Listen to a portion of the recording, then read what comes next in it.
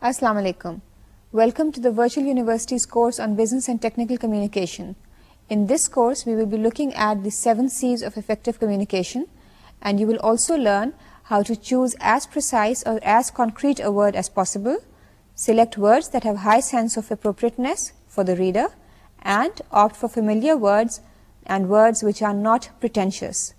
Basically, this means that you need to opt for words which you are familiar with, which you are comfortable with, and not use words just to show off your knowledge to the reader. You will also learn how to limit the average sentence to 17 to 20 words in a sentence and insert no more than one main idea into a sentence. Every sentence has a main idea, and in this lecture we will look at how you can limit your sentence to one main idea per sentence. You will also learn how to arrange words so that the main idea occurs early in a sentence. If the main idea is coming too late in a sentence, then it becomes very difficult for the reader to understand what the sentence is about.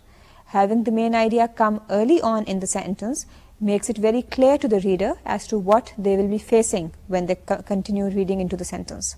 You also need to ask yourself, does the communication have the you attitude?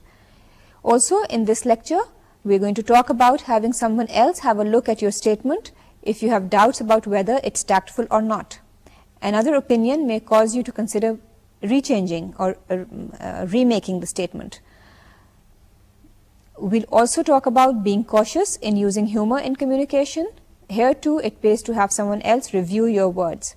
Using humor in your communication sometimes can be very, very effective, but you have to be very careful, and therefore it's important to have someone else look at what you're writing so that your humor is appropriate and tactful. You also need to be careful in using discriminatory language.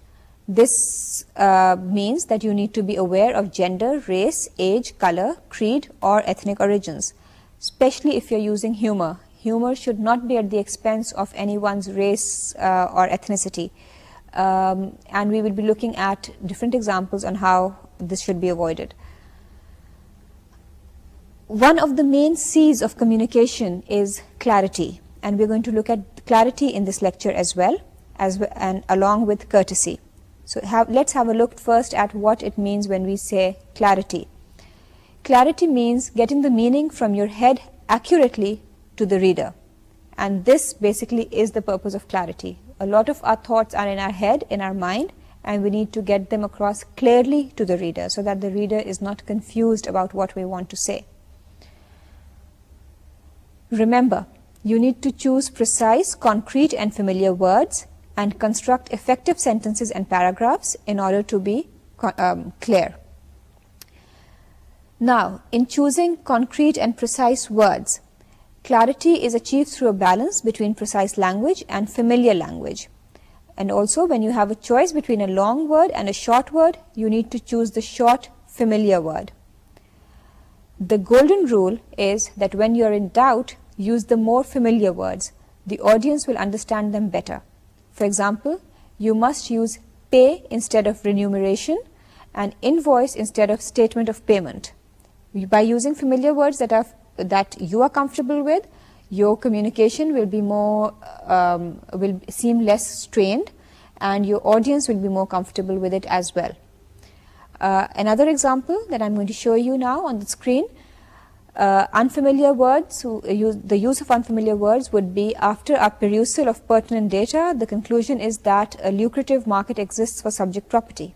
Now, this is very difficult language. The words are unfamiliar to the writer. The writer has probably had to look at a dictionary to get a lot of these words out, and they will undoubtedly be unfamiliar to the reader as well. The familiar words would be: the data we studied show that your property is profitable and in high demand. Now, this is obviously something that is much easier for the readers to understand. जितने मुश्किल अल्फाज इस्तेमाल करेंगे, उतनी लिखने वाले को भी मुश्किल होगी, पढ़ने वाले को भी मुश्किल होगी. इसलिए बेहतर है कि सिंपल लैंग्वेज इस्तेमाल की जाए. Although it is appropriate to use technical terms and business jargon in some professional situations, avoid their use when the reader is not acquainted with the terminology. बहुत सी टेक्निकल लैंग्वेज होती है, बहुत सी इस तरह की टर्मिनोलॉजी और फ्रेजेस होते हैं जो हम सब्स्टिट्यूट नहीं कर सकते, जिनकी जगह हम दूसरे अल्फाज नहीं इस्तेमाल कर सकते, क्योंकि उस सिचुएशन में वो ही इस्तेमाल हो सकते हैं. फॉर एग्जाम्पल, हम जब कंप्यूटर से रिलेटेड बातें करते हैं तो बहुत सी टर्म्स हैं जिनको हम सिंपल नहीं कर सकते, वो उसी तरह इस्तेमाल होती हैं. लेकिन अगर हमें ये पता है कि हमारी ऑडियंस कंप्यूटर से इतनी फेमिलियर नहीं है, तो फिर बेहतर है कि उन लफ्ज़ों को किसी ना किसी तरह सिंप्लीफाई किया जाए, क्योंकि उस ऑडियंस को शायद उन टेक्निकल टर्म्स का अंदाज़ा नहीं होगा कि उनका मतलब क्या है. For example, an unfamiliar phrase would be assessed valuation, and a familiar phrase would be property value for tax purpose. Another unfamiliar phrase, charge to your principal. A familiar phrase for that would be increase the balance of your loan. You also need to, when you're choosing precise, concrete and familiar words, you need to be concise, and with the increased use of email, there is a tendency to be concise. The danger is that you must know the meaning of email acronyms which aid conciseness. Acronyms mean when there are words and we take their initials and make short words out of them. For instance, IMO means in my opinion. FAQ means frequently asked questions, etc. So a lot of the times these are words that are used in email. These are words that are also used in technical emails. So you need to be aware of what these acronyms actually mean. We also call them, sometimes you call them abbreviations. You also need to know how to construct effective sentences and paragraphs, because that is what is at the core of clarity. And important characteristics to consider are length, unity, coherence, and emphasis. Let's have a look at length and what we mean when we talk about length. An average sentence should be of 17 to 20 words. When the sentence length increases, you should try to chop it down to 2 sentences. This basically means that if you feel that your sentence is becoming much longer than 17 to 20 words, then you need to use some kind of a divider to chop that sentence into 2 sentences. एक लंबा sentence कहने से बेहतर है कि 2 छोटे sentences इस्तेमाल किए जाएं. Also, if the sentences are too short, then the resulting language becomes overly simple and choppy. इसी के बरक्स अगर हमारे जो sentences हैं या जुमले हैं वो बहुत ही short हैं, तो फिर वो बहुत abrupt और बहुत tense कम्युनिकेशन लगती है. तो इसलिए बेहतर होता है कि उन सेंटेंसेस को और उन जुमलों को 2 जुमलों की जगह एक लंबा जुमला हो, लेकिन ये याद रहे कि वो जुमला जो है वो 17 से लेकर 20 वर्ड से लंबा नहीं होना चाहिए. In a sentence, unity means that you must have one main idea. In case of other ideas, they must be closely related. For example, I like Sohail and Eiffel Tower is in Paris is obviously not a unified sentence. In a coherent sentence, the words are arranged so that the ideas clearly express the intended meaning. Now, obviously your sentence will be coherent only if the meanings are clear and the ideas that you have in your sentence are clear to the reader. You need to place the correct modifier as close as possible to the word it is supposed to modify. जो भी एक लफ्ज़ है जिसको हम इस्तेमाल कर रहे हैं कोई एक्सप्लेनेशन देने के लिए, वो हम जिस चीज़ की एक्सप्लेनेशन दे रहे हैं उस लफ्ज़ के करीब तरीन हो जुमले के अंदर, ताकि उसका मीनिंग ज़्यादा क्लियर हो और उनमें आपस में रिलेशनशिप जो है, जो जुमले के अल्फाज के दरमियान रिलेशनशिप है, वो ज़्यादा वाज़े हो. In the examples which follow, you will notice that unclear sentences convey the wrong meaning. Let's have a look now at some examples where there is lack of coherence in the sentences. Let's have a look at another example. The unclear sentence says, his report was about managers broken down by age and gender. अब इस जुमले से लगता है कि जो managers थे वो break down हो गए थे. They were broken down. However, the clearer version would be, his report focused on age and gender of managers. This shows that the report was broken down, not the managers. Another unclear example is in this slide. After planting 10,000 berry plants, the deer came out into the botanist's farm and crushed them. अब इस जुमले से ये लगता है कि जो dare ने, उस हिरन ने वो सारे बेरी प्लांट्स को प्लांट किया था. The clearer sentence would be, After our botanists had planted 10,000 berry plants, the deer came into the farm and crushed them.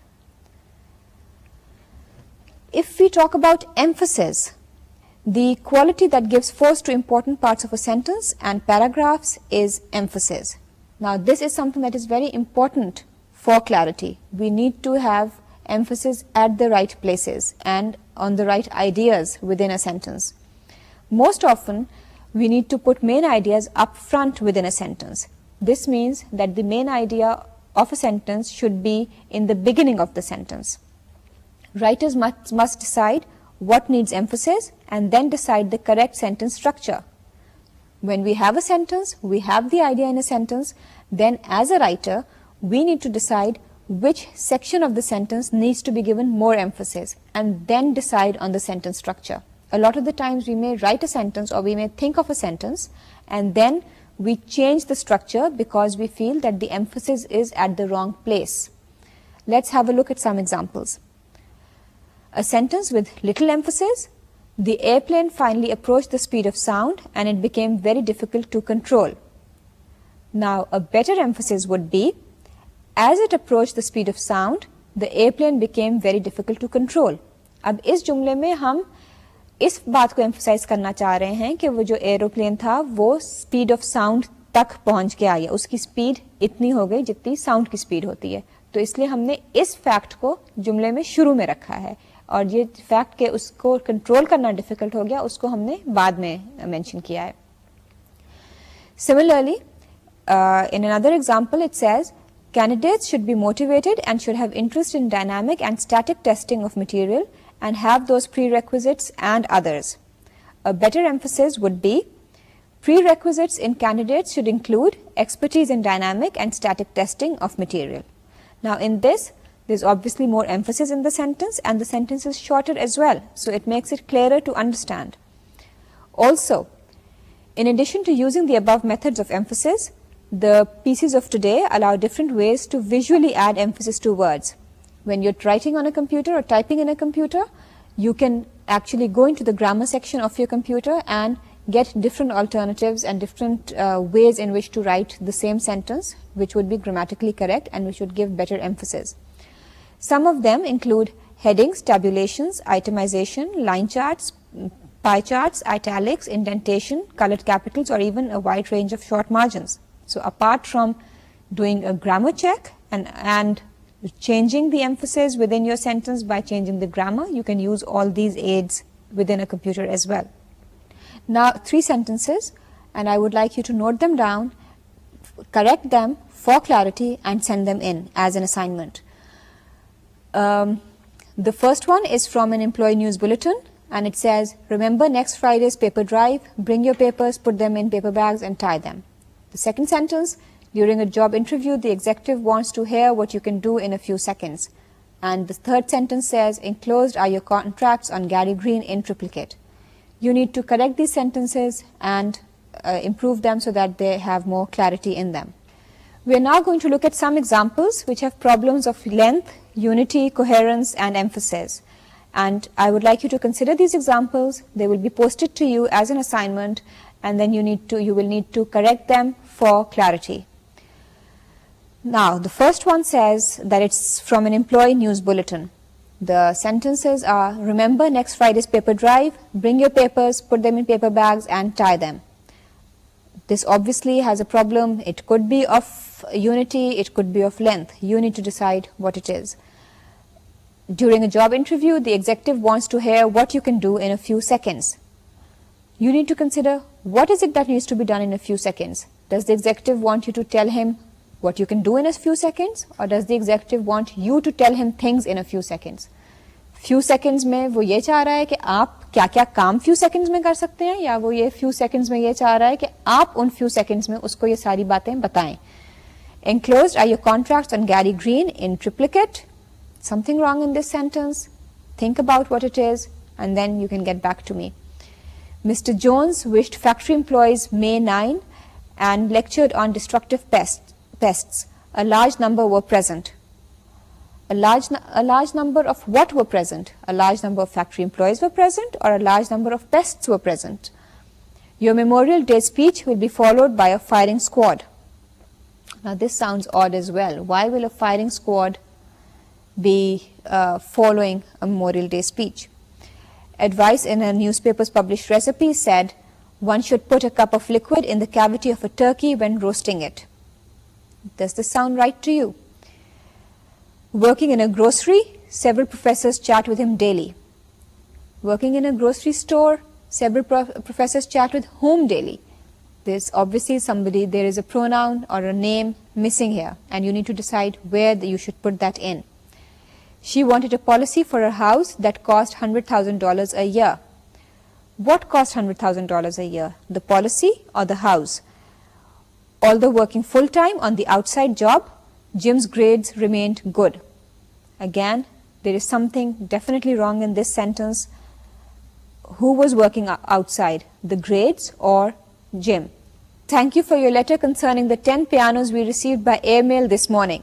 Now, in this one, is it the letter that was received by airmail or the pianos that were received by airmail? So the modifier is placed wrongly and you need to correct that. When only 4 years old, this customer's mother died. Who was 4 years old, the customer or the mother? As an experienced certified public accountant, I would like to ask your help with a problem my high school bookkeeping instructor assigned us to do. Now, who is a certified public accountant? The person who is saying this or writing this, or the person who is being asked to help? All the fauna exhibited a 100% mortality reaction. Who exhibited the reaction? The fauna? Now, assume that you received a letter from a leading corporation and this letter was unclear to stockholders. You asked the chairperson that the letter needed simplification. The chairperson replied in the following piece of writing.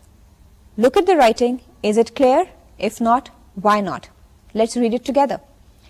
Yours is the first criticism we have from the many thousands of stockholders who have already sent their proxies saying that the purpose of the meeting was not understandable to them. I do not see how I can state the facts more clearly and simple than was done in my letter of January 16th.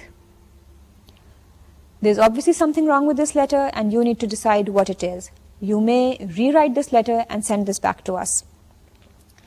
Let's check now all that we talked about regarding clarity. You need to choose as precise or as concrete a word as possible. Select words that have high sense of appropriateness for the reader. Opt for familiar words, ones that are not pretentious. Limit the average sentence to 17 to 20 words. Insert no more than one main idea into a sentence. Arrange words so that the main idea occurs early in a sentence. And now we look at courtesy. True courtesy involves being aware not only of the perspective of others, but also their feelings. We need to be considerate towards people. We need to be courteous towards people. We not only need to think how they would think, but we also need to keep their feelings in mind. Knowing your audience allows you to use statements of courtesy. Now, if you know your audience, then it's easier for you to use statements of courtesy, and it seems more natural when you're using statements of courtesy as well. You also need to be aware of your message receiver so that you can be courteous to them. Courtesy stems from a sincere you attitude.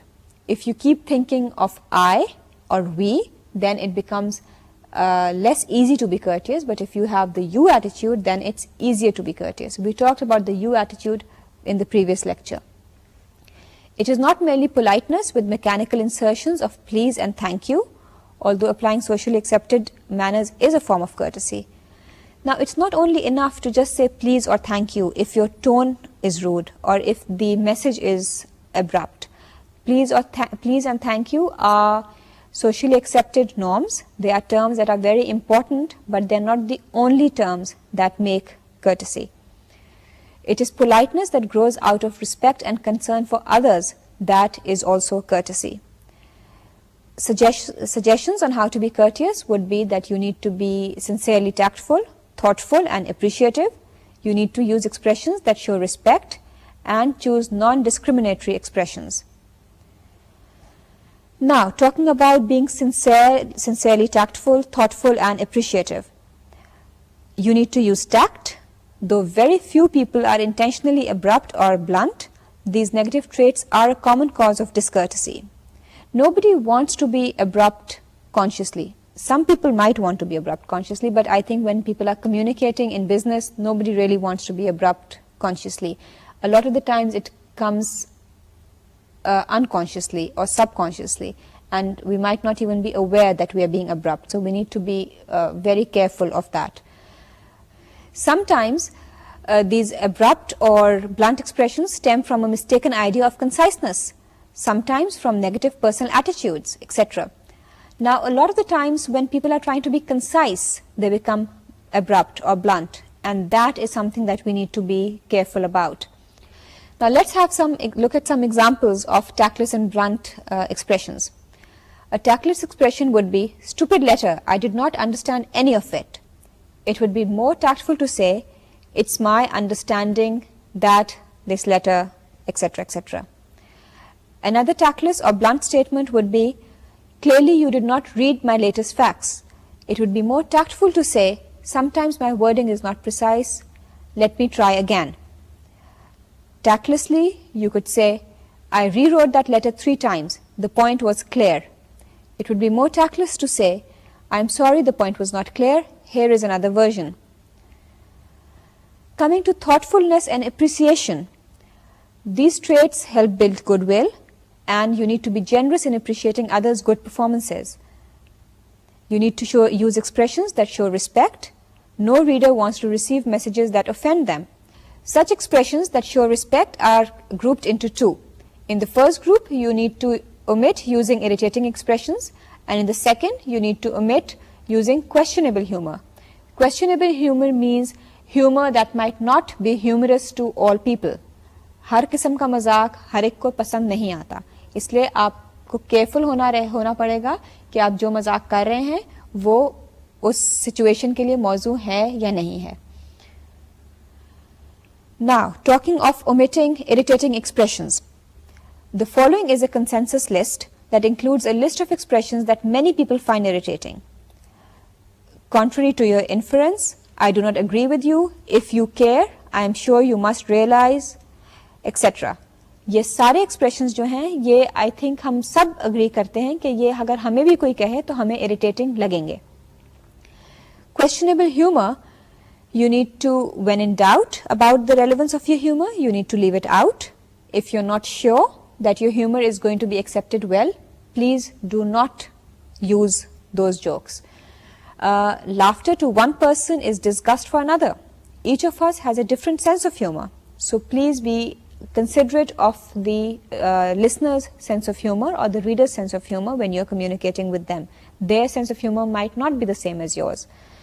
Let's have a look at an example where you need to look at the difference between the 2 notes. Note 1 is offensive. "Hey man, what's this I hear about the good news? You sure pulled a fast one this past weekend and then didn't tell any of us about it. Give my regards to the little lady and wish her the best. She'll need it." Now this note is probably written from somebody who's very familiar with the other person, but it is still very, very abrupt. The person who's written it has been trying to be humorous, but it doesn't come across that way. It comes across as very abrupt and in fact in an irritating way as well. The more courteous note would be, "Warm congratulations on your wedding. Well, you certainly took us by surprise. In fact, just a few of us suspected that you were taking off to get married. But even though we didn't hear about it until later, we wish you the best. Give our warm regards to the new partner."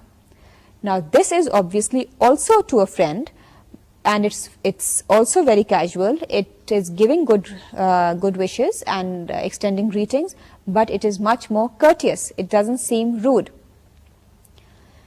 You also need to choose non-discriminatory expressions that do not discriminate against anyone. किसी एक तबके को ऐसे expressions हों जो किसी एक तबके को अलग ना करें या किसी एक तबके को छोटा या नीचा ना दिखाएं. In order to be courteous, you need to avoid using discriminatory language. You should choose non-discriminatory expressions like sexist terms, gender-specific singular pronouns, and you need to be careful when using names of men and women together. Coming to sexist terms, this basically means that when you're talking about males and females, you need to be careful in using terms that will show some kind of prejudice towards either sex.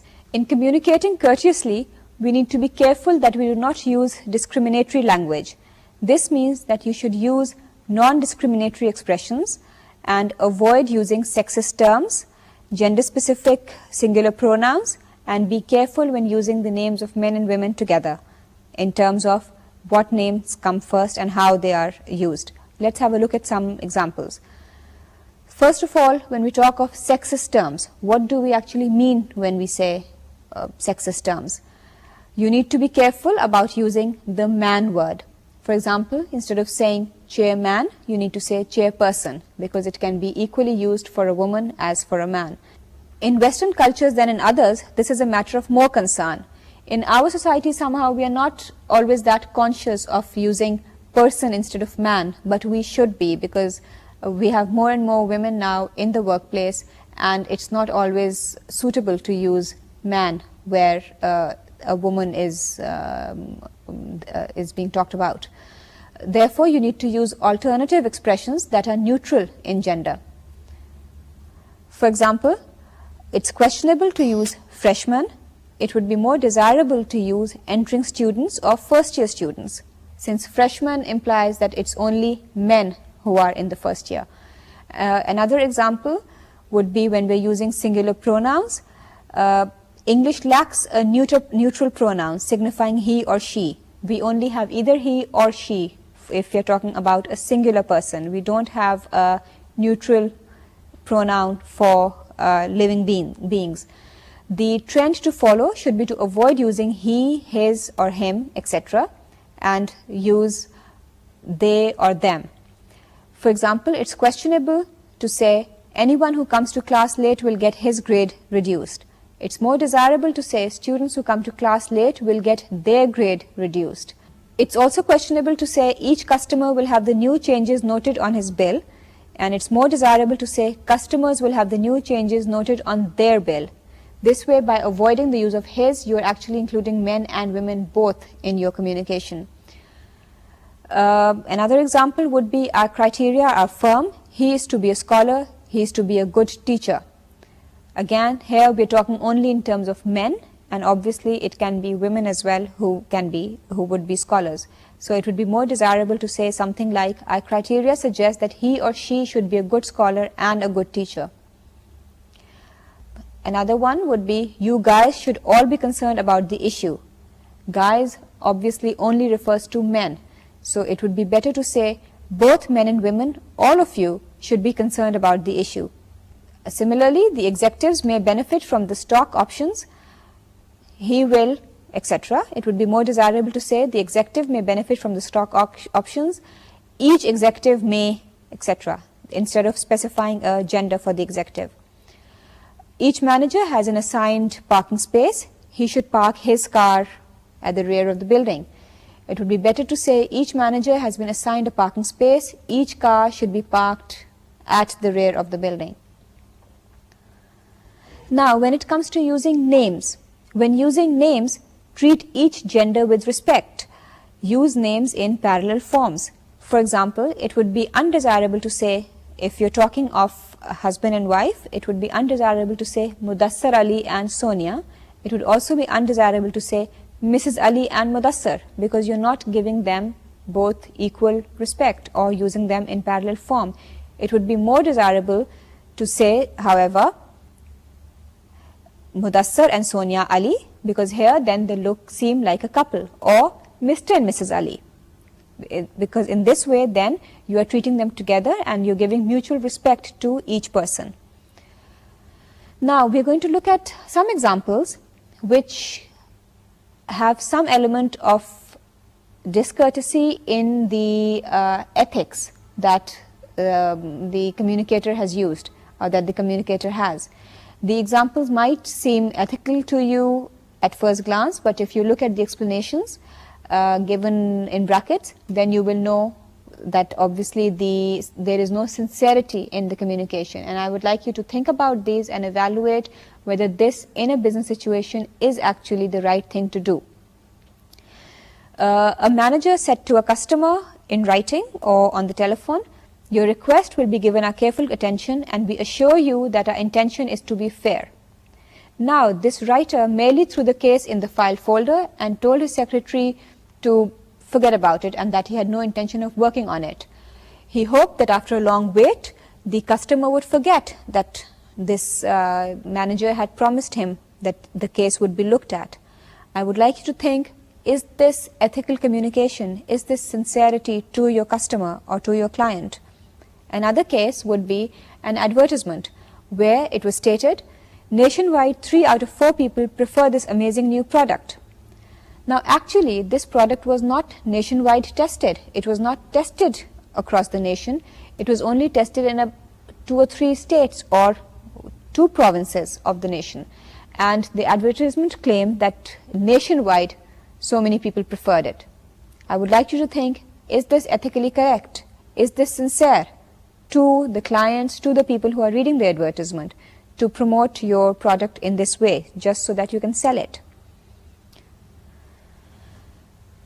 Let's have a look quickly at a checklist which will tell you if you have been courteous in your communication or not. Ask yourself, does the communication have a sincere you attitude?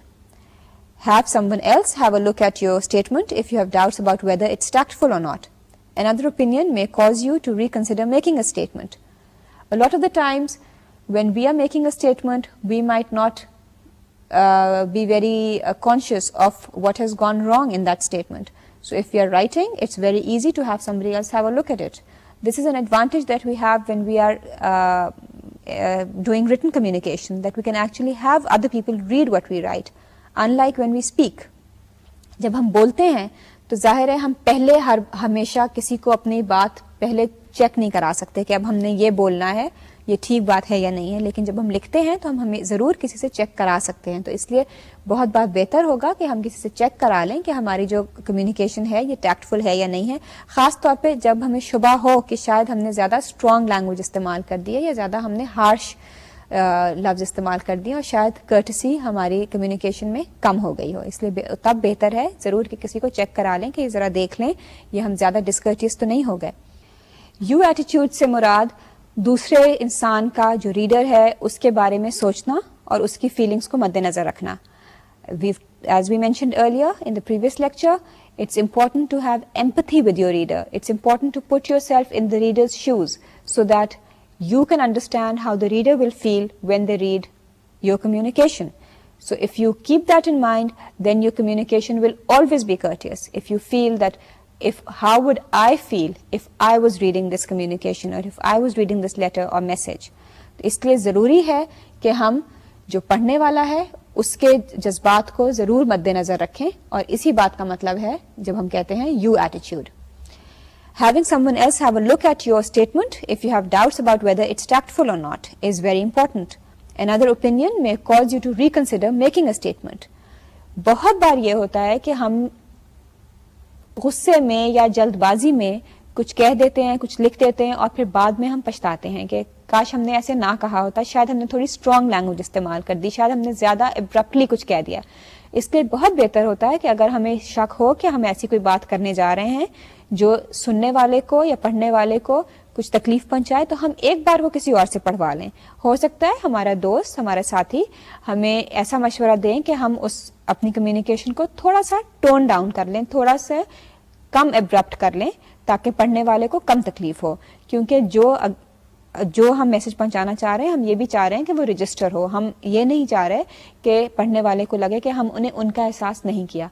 इसलिए शायद हमें ना लगे कि हमने strong language इस्तेमाल की है, कोई और पढ़े तो उसको लगे कि ये लैंग्वेज ज़्यादा स्ट्रॉन्ग हो गई है. तो इसलिए बेहतर है कि हम मशवरा ले लें. और हमें बल्कि राइटिंग में तो यही एक एडवांटेज है कि हम अपने रिटन मटेरियल को खुद एक से ज़्यादा बार पढ़ सकते हैं और किसी और से भी पढ़वा सकते हैं. स्पोकन मटेरियल में, स्पीच में, बात करने में ये प्रॉब्लम होती है कि हम किसी से अपनी बात पहले चेक नहीं करवा सकते. कोई हम डिबेट कर रहे हो फिर तो ठीक है, हमने पहले पढ़ लिया, प्रैक्टिस कर लिया, शीशे के सामने बोल लिया, दोस्तों के सामने बोल लिया, लेकिन आम कॉन्वर्सेशन में हम किसी से अपनी बात चेक नहीं करवा सकते। लेकिन राइटिंग में तो हमारे पास ये एडवांटेज है, तो इसलिए इससे फायदा उठाना चाहिए। We also need to be cautious in using humor in communication. Here too, it pays to have someone else review your words. जब हम किसी और को अपनी बात बताएं, दिखाएं कि प्लीज ये चेक कर लें, हम ज्यादा तो नहीं कहेंगे, ज्यादा सख्ती से तो बात नहीं कहेंगे। इसी तरह अगर हम कोई मजाक कर रहे हैं या थोड़ा सा ह्यूमर इस्तेमाल कर रहे हैं अपनी कम्युनिकेशन में, तो तब भी बहुत बेहतर है कि हम किसी को चेक करा लें, जरा देख लें कुछ हमने जरा ज्यादा ही मजाक तो नहीं कर लिया, पढ़ने वाले को ये मजाक अच्छा लगेगा भी या नहीं लगेगा। ये ना हो कि दूसरा माइंड कर जाए या दूसरे जो पढ़ रहा है उसको ये बात बुरी लगे। You also need to be careful in using discriminatory language. We looked at that as well, and this means being aware of gender, race, age, color, creed, and religion, and ethnic background. जाहिर है किसी को भी अच्छा नहीं लगेगा कि अगर किसी भी किस्म की कम्युनिकेशन में किसी एक तबके को नीचा दिखाया जाए या किसी एक तबके के बारे में इस तरह बात की जाए कि उनके जज्बात को ठेस पहुंचे।